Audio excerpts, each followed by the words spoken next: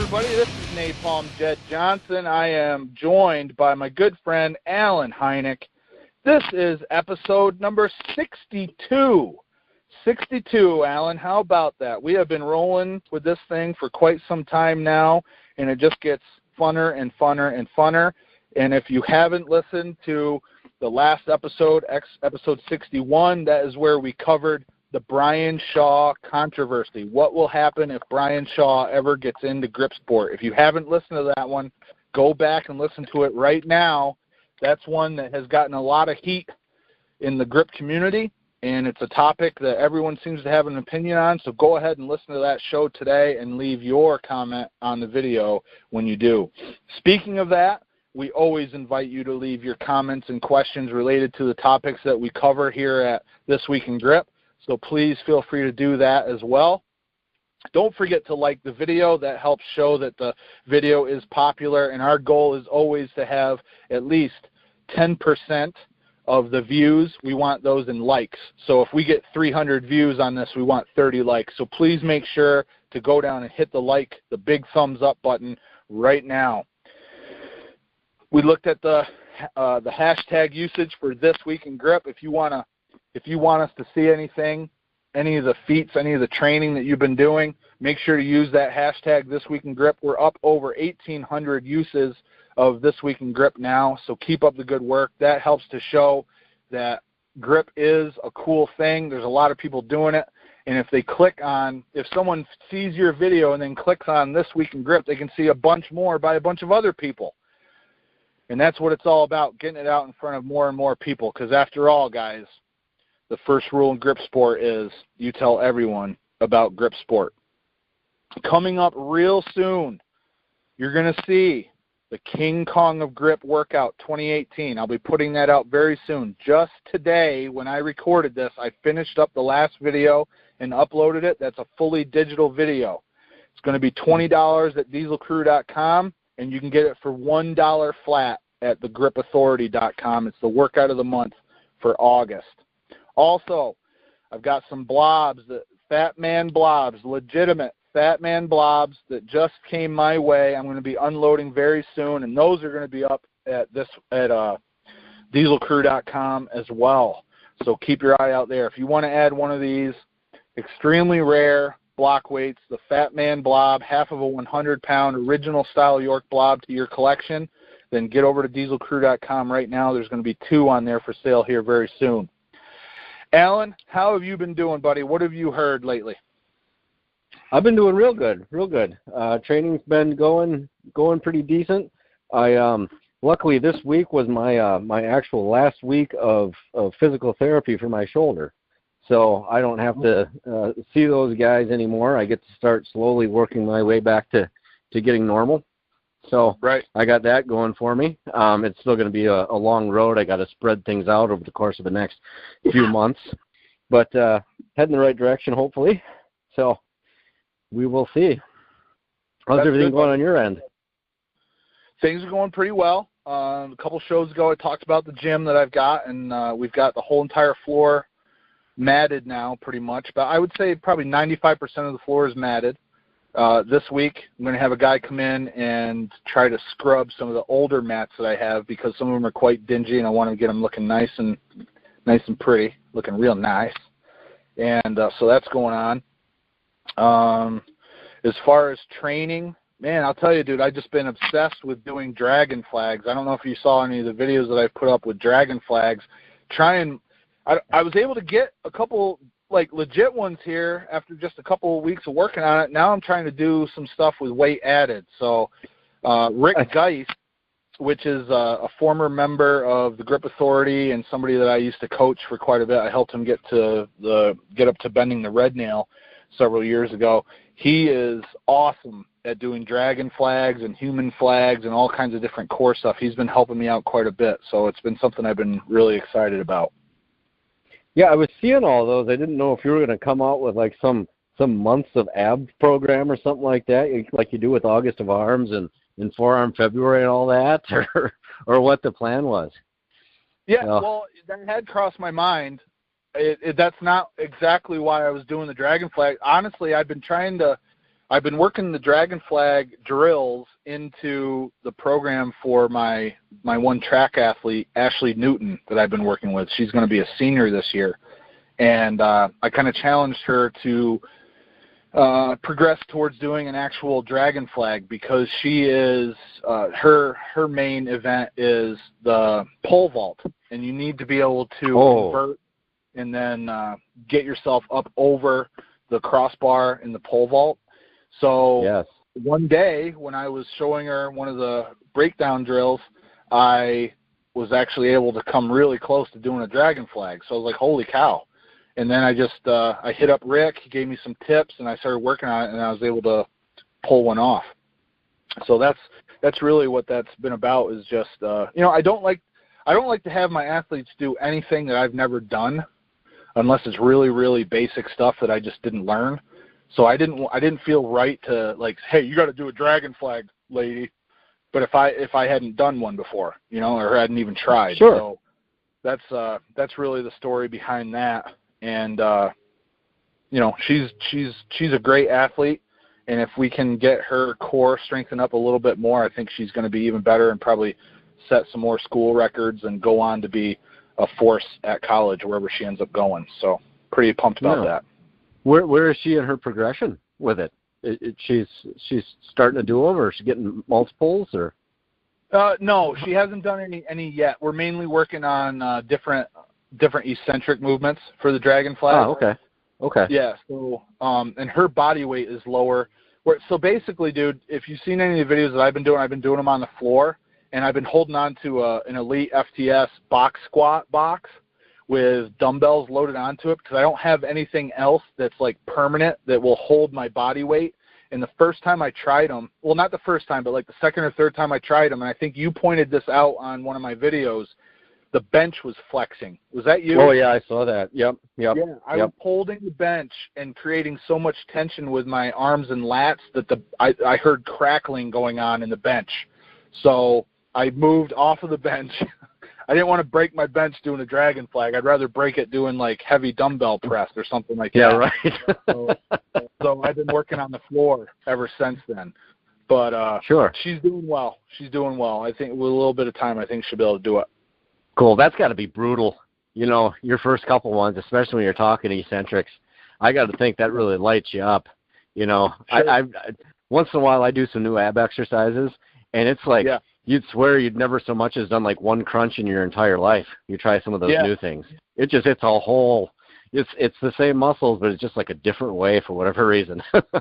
It's not like a different bicep curl variation. It's like you hit two abs and you didn't hit the other, bunch or whatever. I don't know. It's crazy. I'm super sore. Like the last time I did them was 2 days ago. So DOMS has set in fully now, and my abs are pretty darn sore. And every time I do them, I feel it in my lower back, probably because those hip flexors tie in back there in the lumbar area. So, you really feel it when you're done. There's no doubt about it. I can sit there and do crunches all day, and they burn really bad. But the next day, I could do double what I just did the day before. So, Dragon Flags are definitely something different. But they're a cool feat. Speaking of feats, dude, I think we gotta knock down some of the feats that have been going on all around the world. What do you think, dude? Yeah. There's been some decent ones this week. So I don't know what all of you have seen. I think right away I do think we should give a congrats to our newest Mash Monster Level 2, Michael Thomas. Awesome. He just hit that, just got the white lights on that this week. So congratulations to him. So that's quite an accomplishment. So hopefully on to the MM3 level for him next. We'll see. But that was kind of the main thing I saw pop up on the grip board, other than the thing that we discussed in episode 61. Right. Yeah, that's good. Well, I know that Michael trains hard, and it's good to hear that he's progressing in grippers. He'd probably beat me in grippers right now. I haven't done very much grippers at all in the last 6 months. He probably wiped the floor with my gripper strength. Well, what have you been seeing out there? Well, if we were going to point out a feat of the week, I got an idea. I'm going to say I'm gonna go a little bit different route, and I'm gonna give the nod to Dali Chung for his surfer pinch on the bull ring. That was thumb and pinky. On the I bull saw that ring. too. Yeah. And I think it was 24 pounds or something like that. That was something that it was 24. Yeah, it never occurred to me to even try that. And I got to be honest with you, dude. Anytime that somebody does something that I can't do, whether I don't think I can do it or I know I can't, I think it's awesome. And I got to tell you, my pinkies don't work that way. My left pinky, I cannot touch my pinky tip to my thumb tip. Like, I don't know if I severed something inside of my pinky or if it's a nerve or what, but I don't have the control with my left pinky that I have with my right pinky. So I know I wouldn't be able to do it left-handed. And because I don't ever really do anything with my last two fingers as far as like a specialization drill, man, I'll tell you, dude, I don't think I could do that. So, I mean, he gets my nod this week for Feat of the Week. I saw that. Yeah, I wasn't.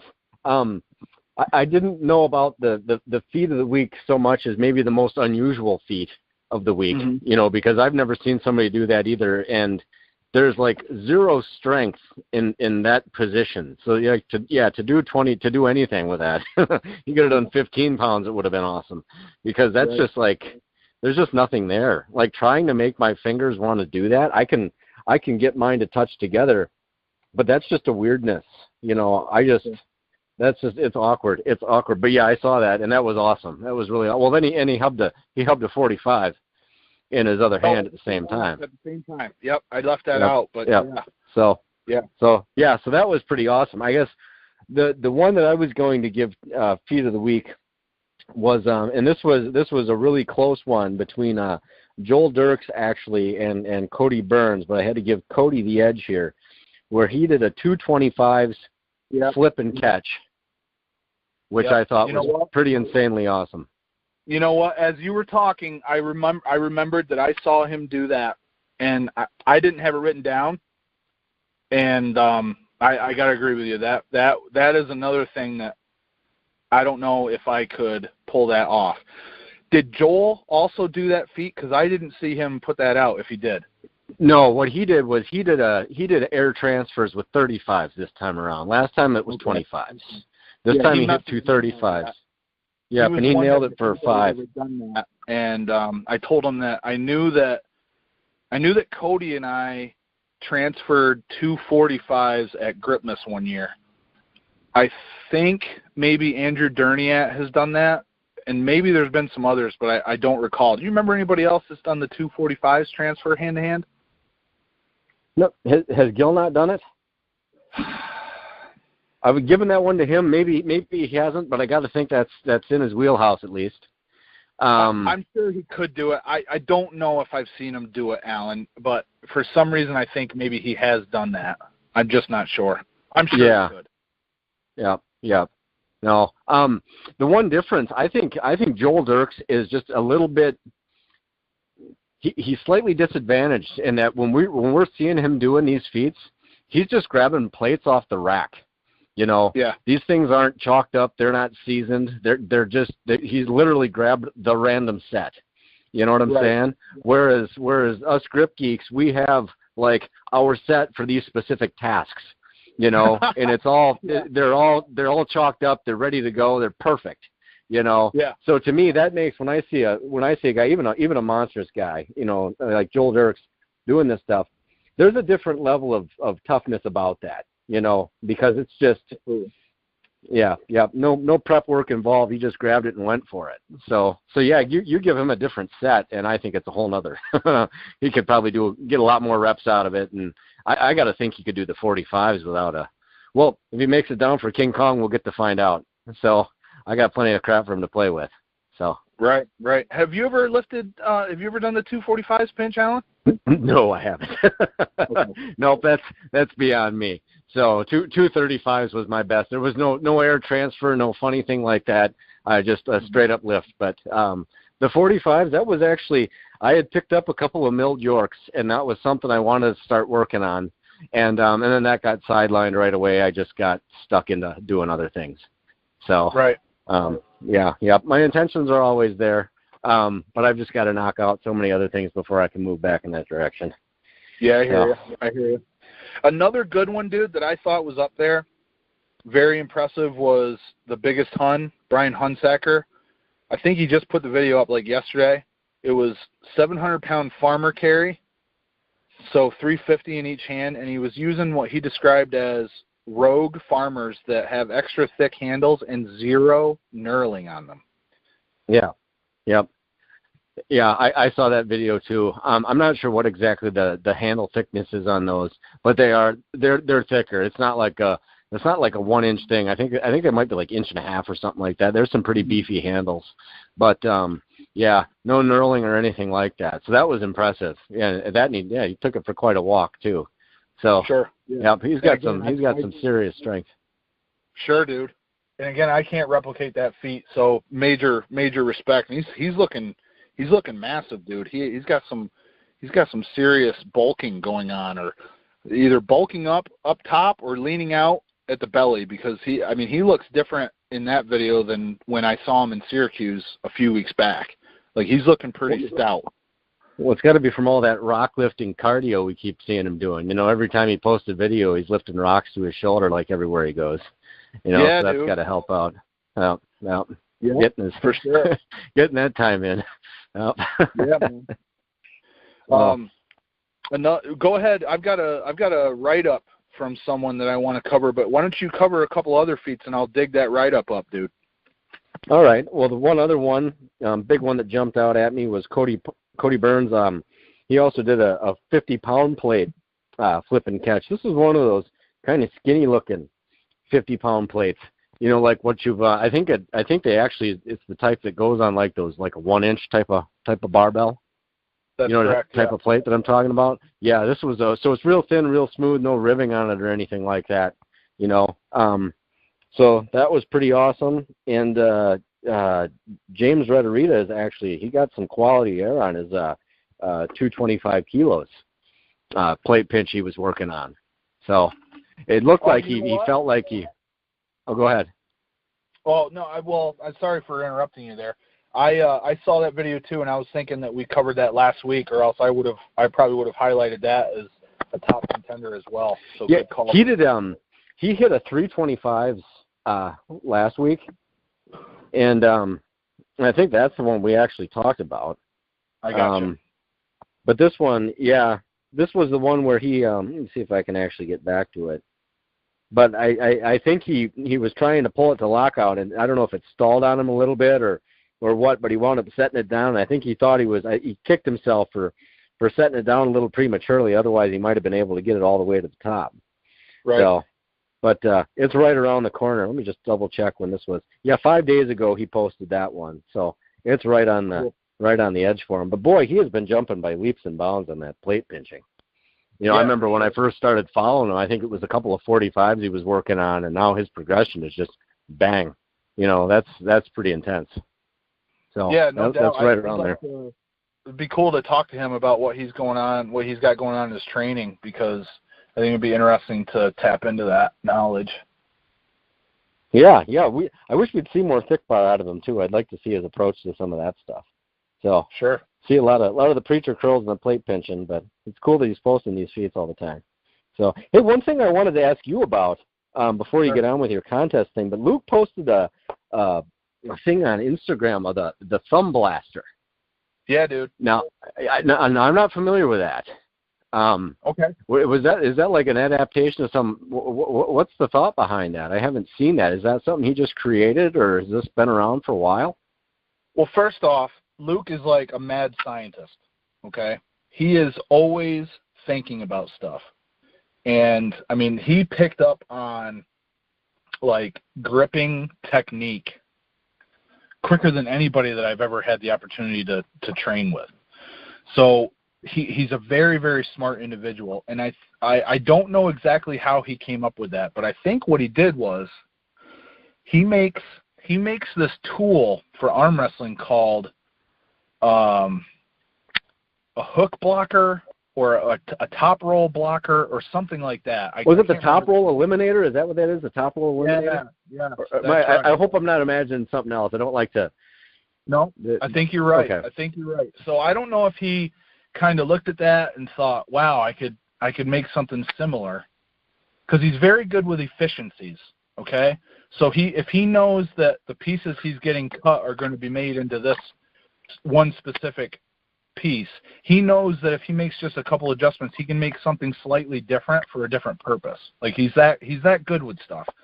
Oh, so sure. That's good. I only can assume that that's where it came from, but basically it's a flat plate with a round piece of pipe.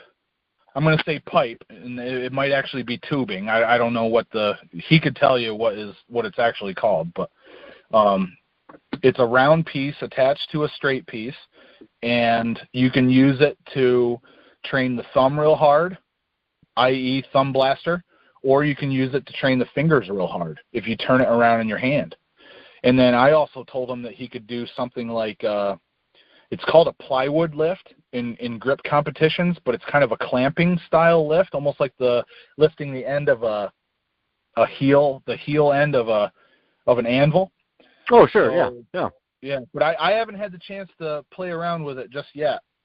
So it's going to be interesting to see. He said he didn't think you'd be able to use the same exact weight with that grip, but you could definitely use it for that kind of training. So, yeah, dude, I told him, man, that's some really good innovating right there. Well, yeah, it looked interesting. I just didn't know if that was if there was like a task in mind, if this was supposed to bring up, if he thought this was going to serve as an assistance towards something else, or what the idea was behind it. So it sure looked intriguing though. But yeah. I'll have to follow along on that one. So yeah, for sure. He's working really hard on the axle, and he's trying to think outside of the box, because what we've been doing for the last 3 years hasn't really helped him for his axle.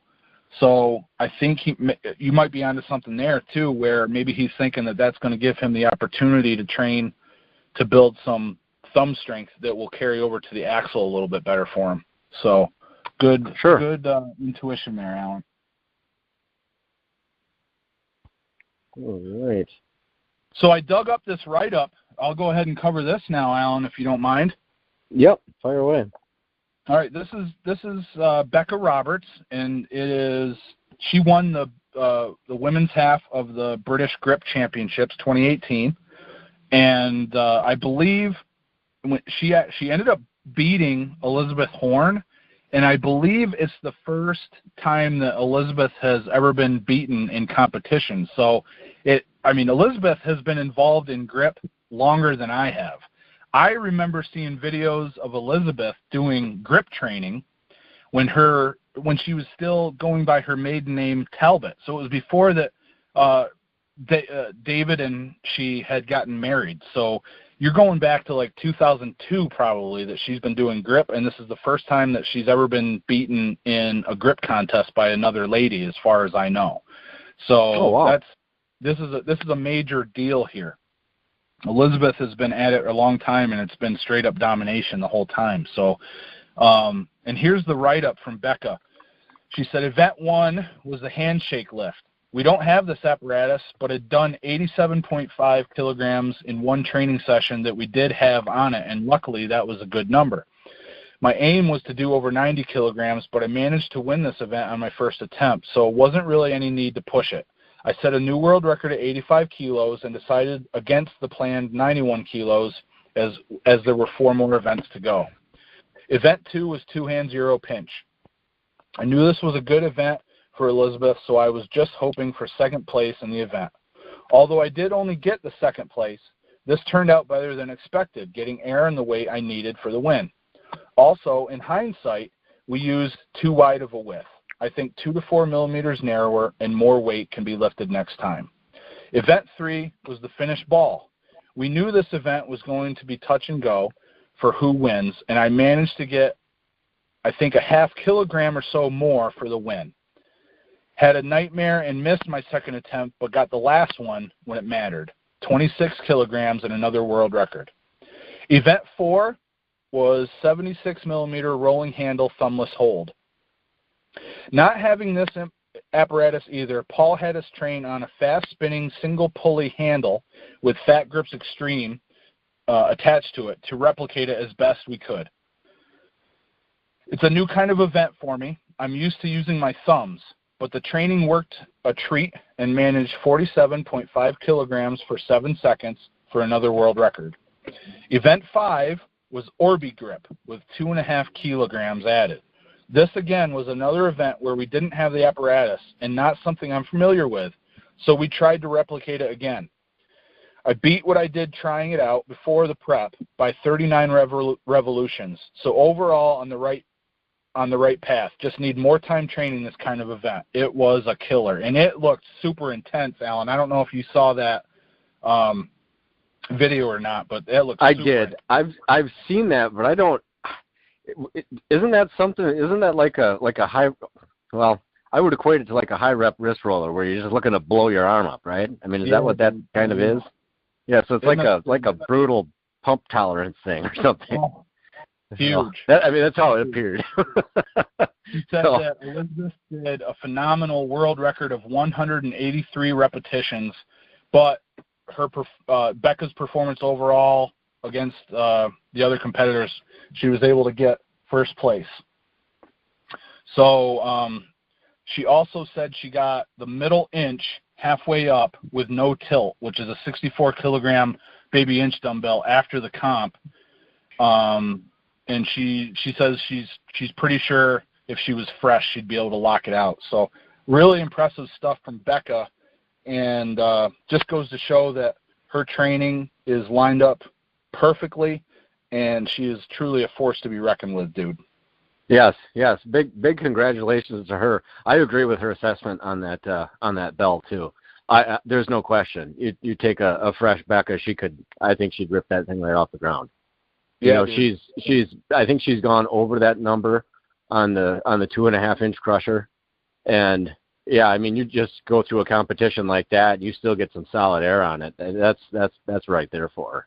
So yeah, dude. And she's a smart competitor. I mean, she thought that out. Like rather than push a record attempt, she just got through that event and then moved on and kept stuff in the tank to keep moving through the competition. So she was there was a lot of foresight there. So real tactical. That's a seasoned pro right there, knowing that she's already done enough, because I'm always tempted to do more. And I know there's been times where I already had an event won and I've still gone and done more. Not all the time. I'm not like that all the time, but, at times I have, done more than was necessary. So I think that's signs of a very smart competitor, just like you said.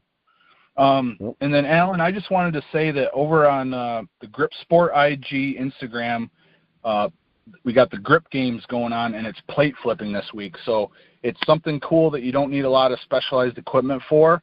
And check out Grip Sport IG, follow them, and then take part in that grip games. And then I got to go, Alan. Unfortunately, I got to wrap up. Oh, okay. I see. All right. Okay. Well, that's it for episode 62 of This Week in Grip. Hope you enjoyed it, everybody. Make sure you like, share, and subscribe, and comment down below. And we'll see you next week with another one.